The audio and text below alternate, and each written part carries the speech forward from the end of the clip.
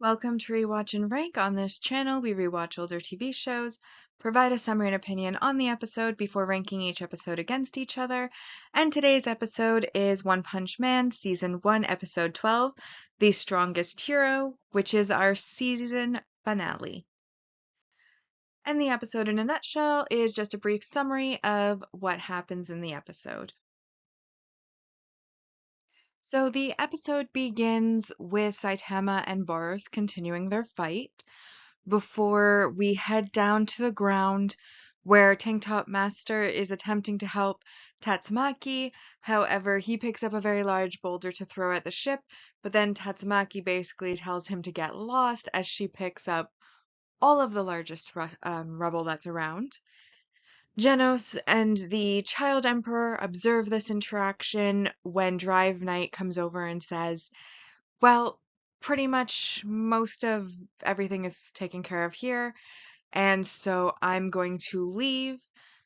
But before he leaves, he lets Genos know that Metal Knight is not his friend, is his enemy, and that he will know soon enough what that means. We then, of course, return to Melzargard's fight between Atomic Samurai, Puri Puri Prisoner, Metal Bat, and Bang, and Ian's still watching, and Bang revives, basically coming back topless for some reason, basically saying, wow, that hit kind of helped my back. I'd been feeling stiff recently.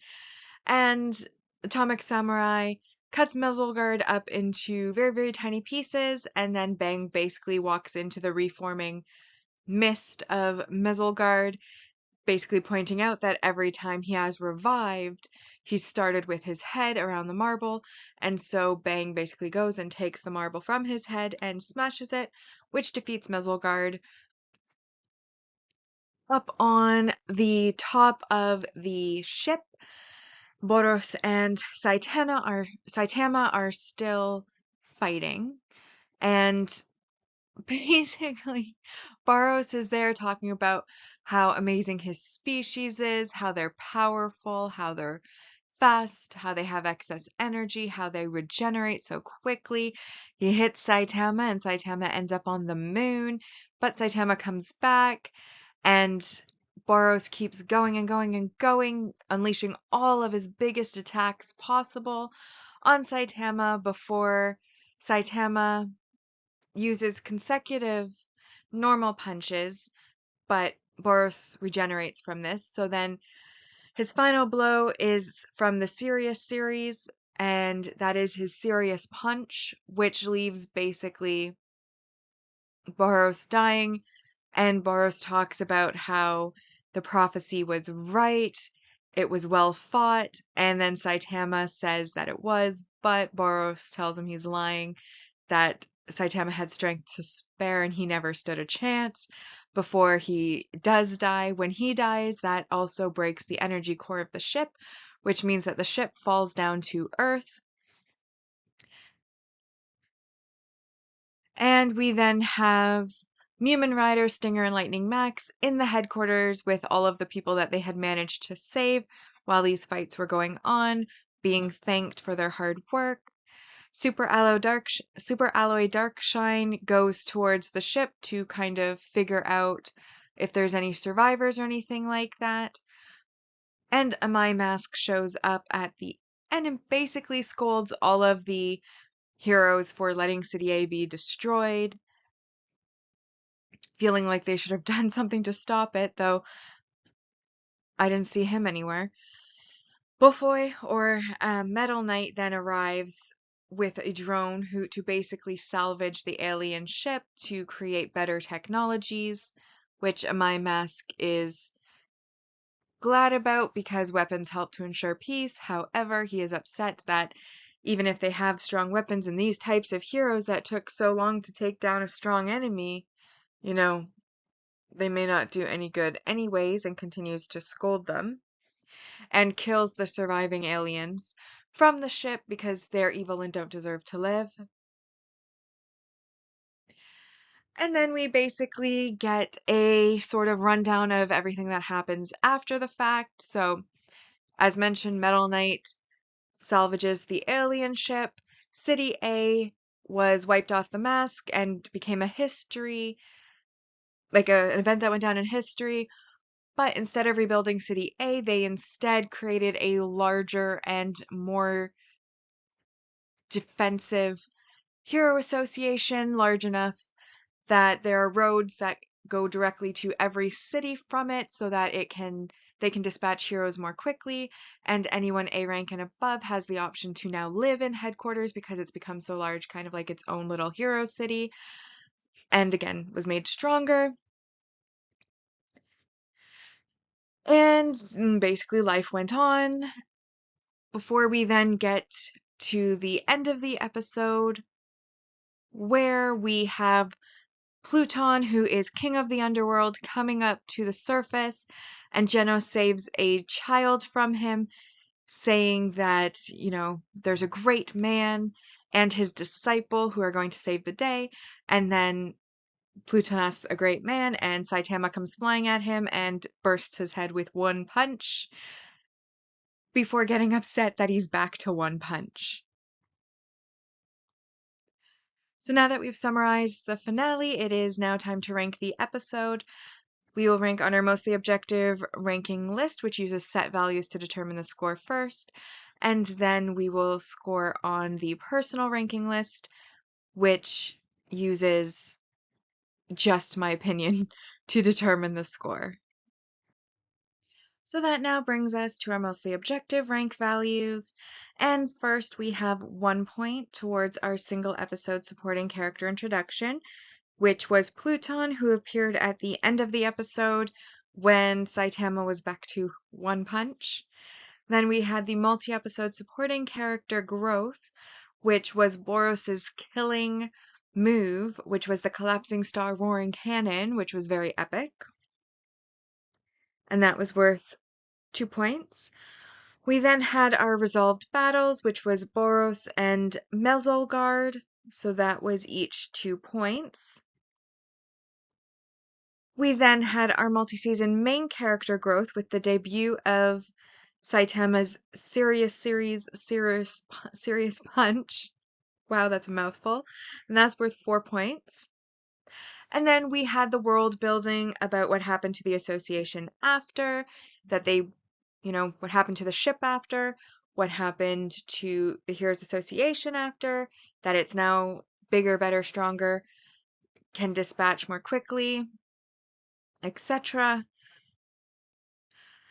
And then the one negative that I found for this episode was worth minus 2 points, and that was a My Mask. He comes in after everything is settled and then has the gall and nerve to basically be like, you're all disappointments as heroes. You should have prevented this attack. You should have ended it more quickly with less damage. I'm so disappointed in you as heroes. Blah, blah, blah. I'm gonna come and kill these already chained up aliens and then act like I'm some great person. And it's just like, dude, you weren't even there. If you thought that they could prevent this with some sort of foresight, maybe you should have done that. Maybe you should have been there to end the fight more quickly. Maybe you shouldn't come in at the end and scold when you weren't there from the start to help, you know? Like, he's basically talking from a high horse and he was never even there to begin with. And it's like, if you expect certain things of other people, then you should expect the same from yourself. And fact is, he wasn't there. He didn't fight. He came in at the end once everything was settled and then had the nerve to scold. And that, to me, is very negative behavior. If you want something done right, do it yourself. And if you're not going to do it yourself, you have to accept how the people that you have left it to handle it. That's all there is to it. And so that leaves us with 13 points. That makes this a 10 out of 10 mostly objective episode. And as we know, when more than one episode has the same score on our mostly objective ranking list, it is just scored within episode order, and we've had a lot of 10 out of 10 episodes. So with this being the season finale, our definitive season rankings for season 1 on our mostly objective ranking. In first place, we have The Strongest Man, followed by second, The Lone Cyborg, third, The Modern Ninja, fourth, The Ultimate Master, fifth, The Terrifying City, sixth, we have Unparalleled Peril. This episode comes in seventh, The Strongest Hero, then in eighth, The Ultimate Disciple, ninth, The Obsessive Scientist, 10th, The Deep Sea King, 11th, The Dominator of the Universe, and then in 12th we have Unyielding Justice. Bringing us to my personal ranking. And there were a few things. Well, basically, I really liked how this episode was so epic. I like how Saitama got hit so hard he ended up on the moon, but took like 0 damage. And then he basically gets up in this like completely silent void, looks around before holding his nose, and it's like, yeah, you can't breathe. You don't need to hold your nose to stop yourself from not breathing when you're already not breathing, but I guess that was just to tell us he couldn't breathe. And then he basically shoots off the moon, leaving a giant crater in it, like a larger crater than that was there before, I should say. And then he basically flies back, and when he lands on the spaceship, it ends up listing, which Tatsumaki gets the credit for doing. And yeah, I liked that part. I like that they're being a little bit cryptic with the with Genos, the driver knight or night driver. Anyways, the other cyborg, S class, S rank hero, basically as he's leaving, asks to speak to Genos and warns Genos that Metal Knight is his enemy, being all cryptic about it before he leaves. What annoys me is that the series itself didn't really go on long enough for that to ever have a resolution. I'm sure if you read the manga, it probably did, but at least in the anime series, it did not. But it is kind of having that setup. My Mask's hair has grown back. I think it was just like maybe 1 or 2 episodes ago that his hair was all cut off and he shortened it, and now he's back to having it as long as it was before. And I just thought that was fascinating because usually it takes time to grow your hair out, so one of them's a wig, in my opinion. Then there was the fact that I noticed that this show has a lot of nudity in it. Of course, it's drawn nudity, and they position the legs in such a way as to not show too much, but I just find it fascinating. Like, bang, got hit into the stone. The stone did not rip his shirt at all, and yet when he comes back, he's got no shirt. Puri prisoner only can fight apparently in the nude. Then, of course, in previous episodes, like the Deep Sea King, everybody was running around without clothes, and I'm just like, what is the problem with people having clothes on? Of course, what I do appreciate is that the characters that tend to lose their clothes in this series tend to be male, which is fan service towards females, which is extremely rare. So I really appreciate it because I appreciate that far more than the fan service in other shows where it's usually like female based because they're trying to service the male fans. And I'm like, at least if there's going to be nudity, at least it's the men who are losing their shirts and their clothing. But I just want to point out that this series, more so than I noticed on my previous watch throughs, really, really has a thing for nudity. They lose their clothes all over the place. And then I also love Saitama's reaction at the end of the episode to being back to One Punch, and how for all the effort that Boros went through, Saitama basically didn't take any damage and was kind of completely bored throughout the entire fight. But I also think that it is important to note that he did have to use more than one punch. His first punch broke the armor. He then did his consecutive normal punches, which caused damage, but then Boros was able to revive from it. And it wasn't until he used his serious punch that it ended up actually defeating Boros. So, you know, for all Like, even when he's coming out of the alien spaceship, he's telling Genos that, like, yeah, I defeated the boss, and yeah, it was the strongest I've faced so far. It wasn't any trouble, but, it was the strongest so far, and this is, like, at least a little bit of something. Tatsumaki, of course, only sees that he's B class and is like, why are you in the ship? How'd you get in the ship? What are you talking about doing this? I could have done this without you, blah, blah, blah, blah. And they completely ignore her, and she gets so angry. So Saitama turns to Genos and says, say something. So Genos basically is like, don't talk to my master like that. And he gets like slammed into a rock for it.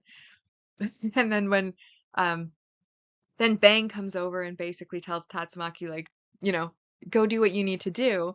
Meanwhile, Saitama's over trying to pull Genos out of the rock and pulls off his arm in the process because the poor cyborg can never end a battle in one piece. Even when he doesn't fight in the actual battle, afterwards he loses an arm, which I found was, well, it amuses me personally. So overall, I enjoyed this episode. I didn't think that there was anything really negative about it except on my mask, who I don't really like. But I feel like they're trying to be cryptic with him, like, oh, he's more powerful and has more influence than we know. But at the same time, it's like, I didn't see you there, so why are you here criticizing? But anyways, overall, very, very good episode, very, very good finale. Also planting seeds for future. And that is why I decided to give it a 10 out of 10 for me personally. And that brings the season 1 rankings for the personal ranking. As this is the finale, it's now a definitive list and we know the final scores. This episode came in first for me, the strongest hero, followed by the ultimate master, the dominator of the universe in third. Fourth was the obsessive scientist. Fifth, the deep sea king. Sixth, the strongest man. Seventh, the lone cyborg. Eighth, unparalleled peril. Ninth, the terrifying city. 10th, the modern ninja. 11th, unyielding justice. And then in 12th, I have the ultimate disciple as the lowest scoring episode. And that now brings us to our series ranking so far, where we have our final scores for season 1.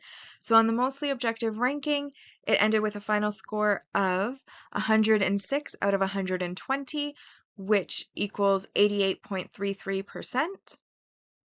And then on our personal ranking, season 1 ended with a total score of 92 out of 120, which is a score of 76.67%.